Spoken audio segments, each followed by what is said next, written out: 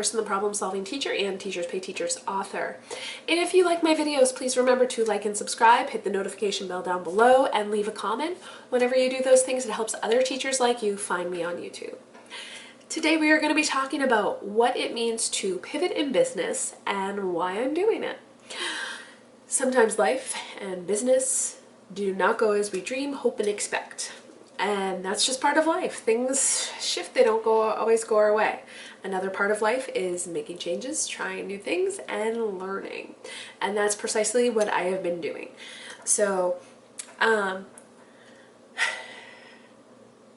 have been on TPT for just about 2 years, and I have been making resources, and I learned about niches, and the niche that came naturally to me, like, I just started creating. When I started TPT, I just started to create as many resources as I could. I had no idea what I was doing. If you look back at some of my first resources, they're kind of ugly. And so I just spent time creating. As I learned about niches and I learned that I should be picking, one area to focus on, I looked at everything I had created, and I realized that the thing I created the most of was poetry. And it was also the first resource I sold, was a poem. I dug into poetry and made all sorts of poems for all sorts of holidays and seasons, and just in general to teach kids. I probably have over 100 poems on my TPT store. However, after almost 2 years on YouTube, my sales are not where I want them to be. They're just not. And part of that is that it takes time. It takes time to sell more and more on Teachers Pay Teachers. It's not a sprint, it's a marathon. It's just gonna take time. But the other part is that poetry has limited requirements in the Common Core. You can meet a lot of standards by teaching poetry, but it's not like the Common Core doesn't say, teach students how to write these types of poems, like it does for other things. So when you are overwhelmed with everything you have to teach and all the standards you have to cover, you're probably not going to choose a poem, which I find very unfortunate because I see kids thrive when they write poetry. But I have to think about my business, and so I have to think about what this means for me. So pivoting in business is when a business changes its focus. The change could be the type of product or service it creates. The goal of pivoting a business could be meeting a customer demand. Like if all of your customers are asking for something else, then you might pivot in your business, you might change something. Shifting the audience.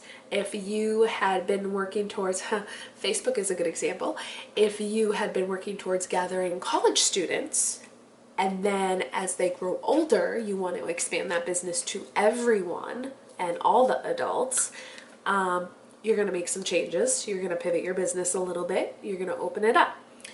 Or boosting sales. Don't companies change things all the time to boost sales, right? Basically, a business makes some changes to change their audience or meet their current audience's needs. So, what does that mean for my business? My business has not been doing what I want it to, and even though I think I create really great high quality resources with lots of options that cover a lot of standards and can help teachers teach writing better, I am not making the sales that I want to. So I have decided to pivot. I know you're all thinking about Ross at Friends going, pivot, pivot. I've been making small changes that I hope will expand my audience and meet teachers' needs better. I have stopped making poetry resources for the most part. I'm still making a few here and there.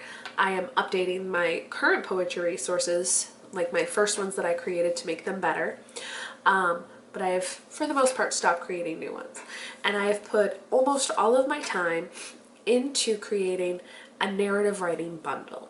So it will have about 20 lessons in it, and it is a huge task. It's taking a ton of energy, I have to do a lot of research for areas of knowledge that I have lacked in the past, because if you don't have a really good curriculum that teaches it, and they don't really teach you too much about it in college when you're learning how to teach, you're like, wow, wait a minute, I never realized that I didn't know that.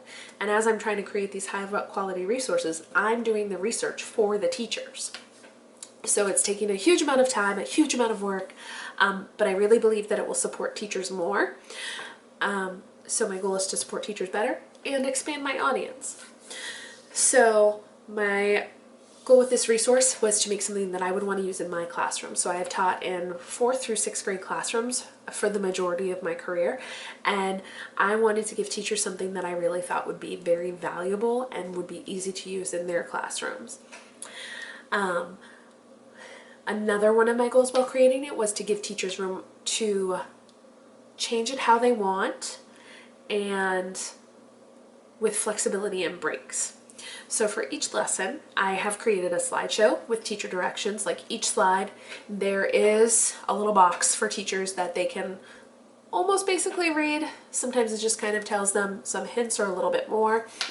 And I try to keep the information on each slide short and to the point with no distractions, because they are not kindergarteners.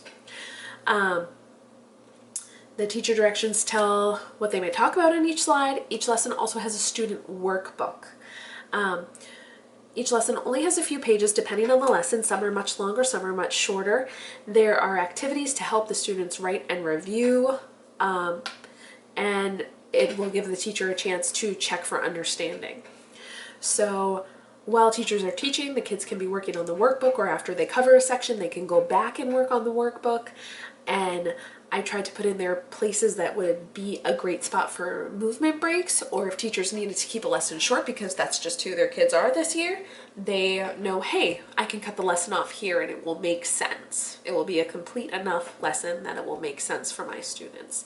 So I tried to have those different points within my lesson, so it will be a great resource for teachers so that they can use it with flexibility. The change I've made in the shift from poetry and all forms of writing is to all forms of writing is small, because after I finish narrative writing, I want to go to expository, and then I want to go to persuasive. So it's small to go from poetry to all forms of writing, but I'm also hoping this small change will help me support teachers better, and it will help me sell more. It's way too early to tell whether this is going to be a helpful change in my business, but it's been nice to create another type of lesson. I've spent 2 years making poetry lessons, so it's been nice to do something different. If things are not going as you expect, don't be afraid to try something new in your own business too. The worst thing that can happen is it just doesn't work out and we have to try something new again. So try new things, experiment with your business, and have fun with it. Make sure it's something that you are enjoying, because it's your business, and that's kind of the point of having your own business. If you like my videos, don't forget to like and subscribe. If you've made some changes in your own business, share them with me. If you have some other ideas, I'd love to hear those too. Have an awesome day.